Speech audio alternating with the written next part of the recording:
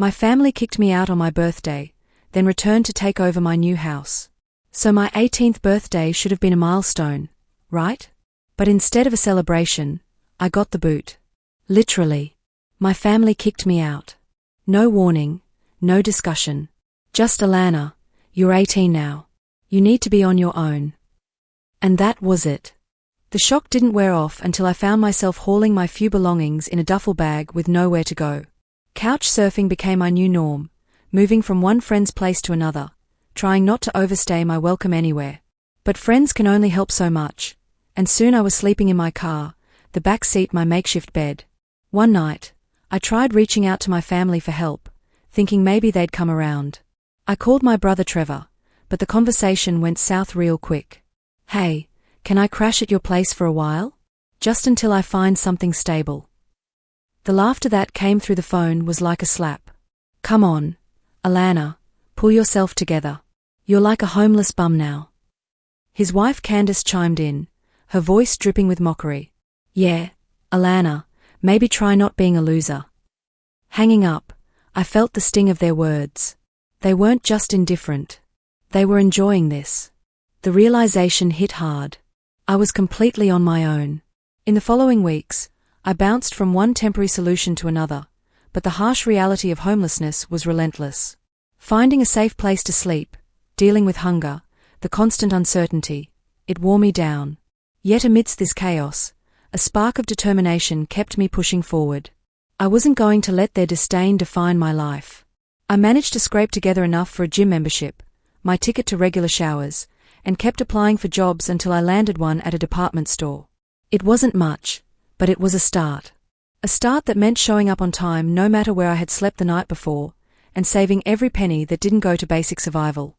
This chapter of my life was brutal, but it was also a testament to what I could endure. Each day was a battle, not just against the elements but against the creeping despair that came with being discarded by the people who were supposed to support me.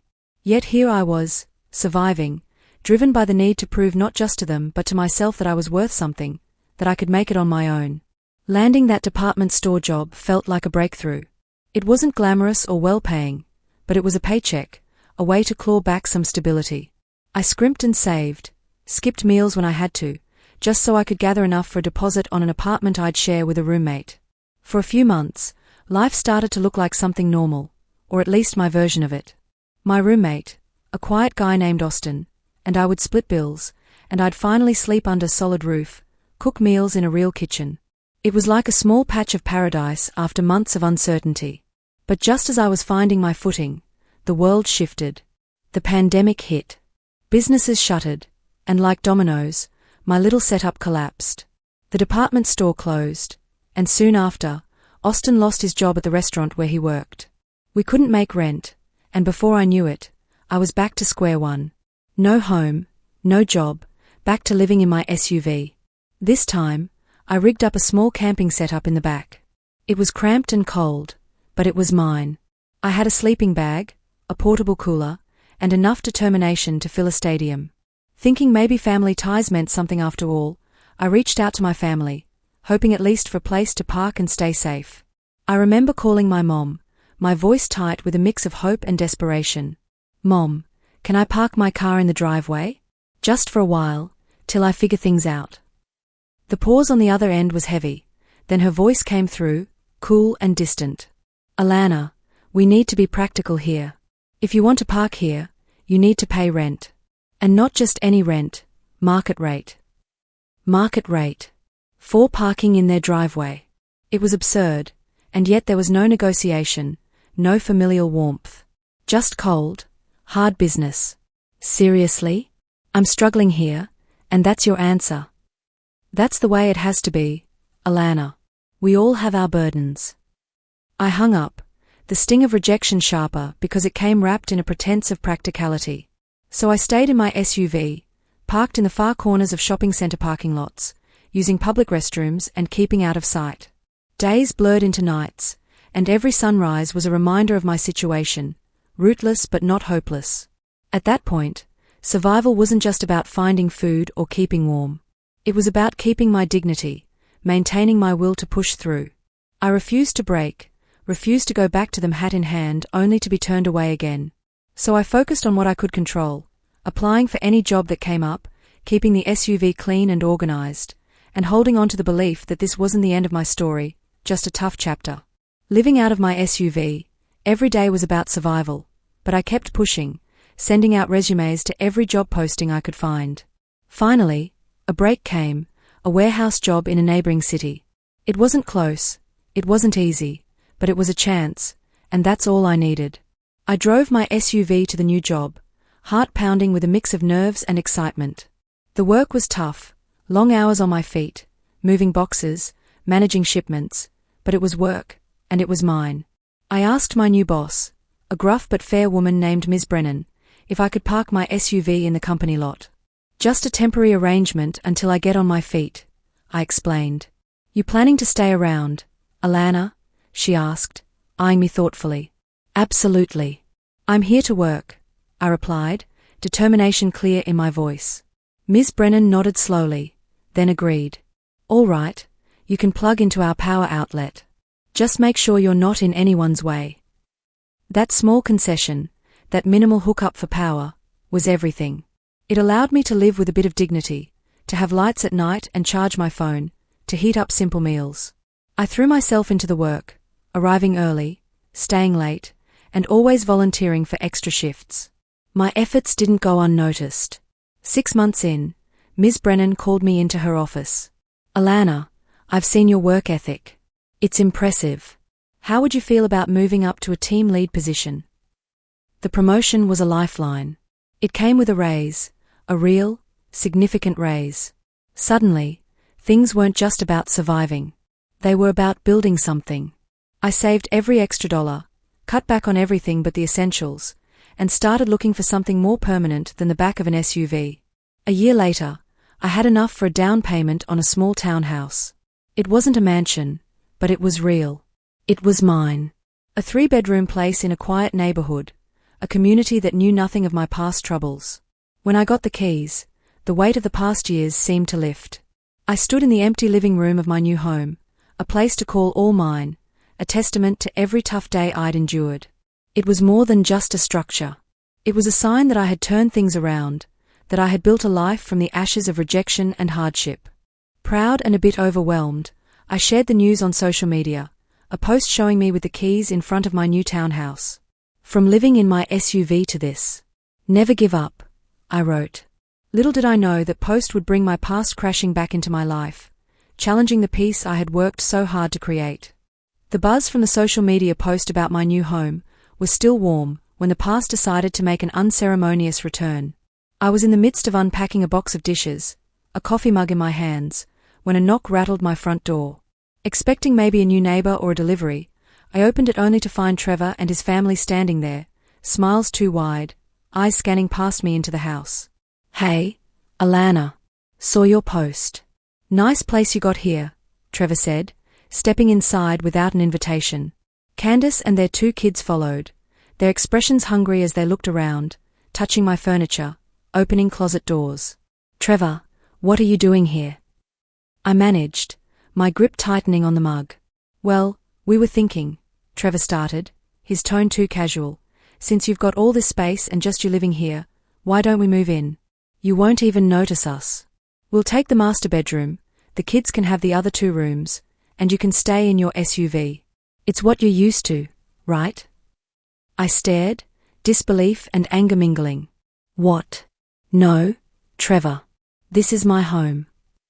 That's when Trevor pulled out a stack of papers, waving them in front of me. We even drew up some rental agreements. See? All official. You can park in the driveway. I took the papers, my heart pounding as I scanned the ridiculous terms, the signatures that weren't mine. These are fake, Trevor. I didn't sign this. You can't just move into my house. Seeing I wasn't folding, Trevor's facade slipped, his voice growing harsh. Look, Alana, don't make this difficult. We are family. You owe us. Owe you? You kicked me out and laughed when I needed help. Candace stepped forward, her voice sharp. You're being selfish. We have kids. You're just one person. You don't need all this space. That's when I made my decision. Get out of my house. Now. They didn't move. Trevor crossed his arms, Candace smirked, and the kids started running around like they owned the place. That's when I pulled out my phone and dialed 911. The situation was surreal, watching them settle into my living room as if they belonged there while I stood, the true outsider in my own home. Trevor even had the audacity to start unpacking bags they'd brought with them. When the officers arrived, they quickly assessed the situation: the fraudulent rental agreements, the fact that I was the sole owner of the property, the clear signs of attempted fraud. "Sir, you'll need to leave the premises now," one officer told Trevor as they began ushering him and his family out. Trevor protested loudly. "This is a family matter. She's my sister. This is criminal trespassing and attempted fraud, sir. You need to leave." As the door closed behind them, the quiet that settled over the house was profound. I was alone again, but this time in a space that was unequivocally mine. My hands were shaking, adrenaline still coursing through my veins. The officers took my statement and advised me to get a restraining order. "Your brother seems determined," one of them said. "Document everything. Change your locks immediately. Consider a security system." After they left, I sat on my couch, in my living room, and let the tears come. Not tears of sadness, but of release. Years of pain, rejection, and struggle poured out. But underneath it all was something stronger: pride. I had stood up to them. I had protected what I'd built. The next morning, I had a locksmith come out and change every lock. I installed a video doorbell and security cameras around the property. I wasn't taking any chances. As I watched the locksmith work, I thought about how far I'd come from that scared 18-year-old sleeping in her car. But the drama wasn't over. That afternoon, my phone started blowing up. Text messages from family members I hadn't heard from in years. Some were supportive, others accusatory. Apparently, Trevor had been spreading his version of the story, painting me as the ungrateful daughter who refused to help family in need. My mother called. I almost didn't answer, but something made me pick up. "Alana, what have you done?" Her voice was tight with anger. "Trevor told me everything. How could you call the police on your own brother?" I took a deep breath, steadying myself. "Mom, he tried to take over my house with fake documents. He wanted me to live in my car while he and his family moved into my home. You have 3 bedrooms. You're being selfish. Family helps family." The irony was so thick I almost laughed. Where was family when you kicked me out on my 18th birthday? Where was family when I was sleeping in my car and you demanded market rate rent for your driveway? Where was family when Trevor called me a homeless bum? Silence on the other end. I built this life on my own, with no help from any of you. This is my home, and no one is going to take it from me. Not Trevor, not you, not anyone. If that's how you feel, then maybe you're not part of this family anymore. Maybe I never was, I said quietly and hung up. The finality of it should have hurt more than it did. Instead, I felt lighter, like cutting that last cord had freed me from something I'd been carrying for too long. In the quiet aftermath, I picked up my phone and did what had unexpectedly started this latest drama. I went to social media. But this time, I shared the whole story. I posted about the uninvited arrival of Trevor and his family, the fake rental agreements, and how they had tried to take over my home. I shared about calling the police and standing up to the manipulation I had endured for years. I included screenshots of the threatening messages, Trevor's fake documents, and the timeline of my journey from homelessness to home ownership. The response was overwhelming. Messages of support flooded in from friends, co-workers, and even extended family members who were appalled by Trevor's actions. Many shared their own stories of overcoming toxic relationships, creating a tapestry of resilience that stretched far beyond my own experiences. My cousin Natalie, whom I barely knew, reached out privately. "Alana, I had no idea what you went through. Trevor always painted himself as the victim, said you abandoned the family.